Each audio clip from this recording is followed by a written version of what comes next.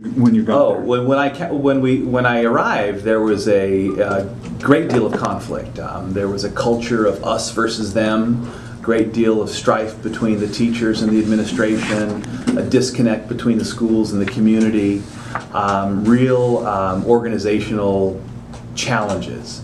There was a culture of what I would call a deficit model, that our students somehow, because they were low income, because they were a language minority, that they somehow were problems that need to be solved instead of assets that should be invested in.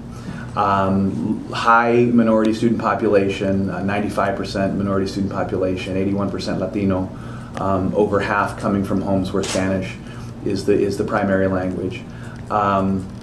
But I found a district focused solely on minimizing student failure, which I think is a historic problem in urban settings, where we look at these students, we look at low-income and language minority students and students of color as somehow, again, problems that need to be solved. And so the goal simply was, how do we graduate students from high school? The focus was simply on a minimalistic high school graduation benchmark, as opposed to college and career preparedness. And we, I believe, worked very hard over the last 8 years to shift that culture, and I think the data speaks for itself in terms of the upward trajectory.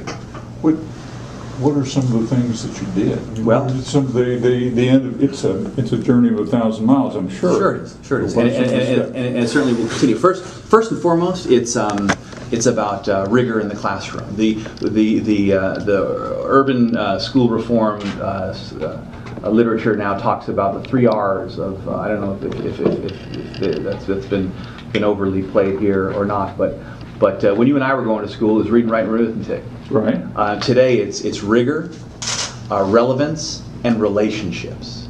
How do we increase the rigor in the classrooms? Provide more challenging curriculum.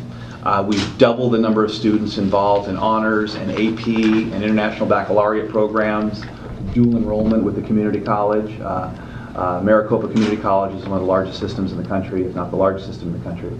And we've doubled the number of students taking dual enrollment classes by certifying teachers in junior and senior year. And that does a couple things. That creates a more rigorous curriculum, but it also, from a very kind of utilitarian perspective, then you have poor kids graduating with 12 credits in their back pocket, right? With college credits already entering, and I know that TCC here has a similar program, and something that we'd want to I'd want to find out more about. Mm-hmm. Mm-hmm. Okay, so how did you get the kids from where you started to what you're describing, honors, AP, dual enrollment? How did you inspire them to get there? Well, you have to listen to them. When I arrived in Phoenix Union, I'm going to use the same formula here. I'm going to hit the ground listening. I don't know what the problems are in Fort Worth. I know what I think they are, what the challenges are, what the opportunities are.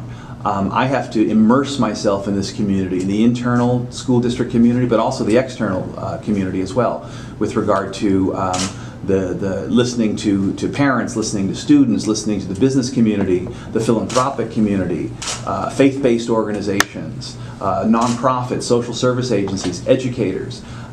There's a lot of work to be done, and from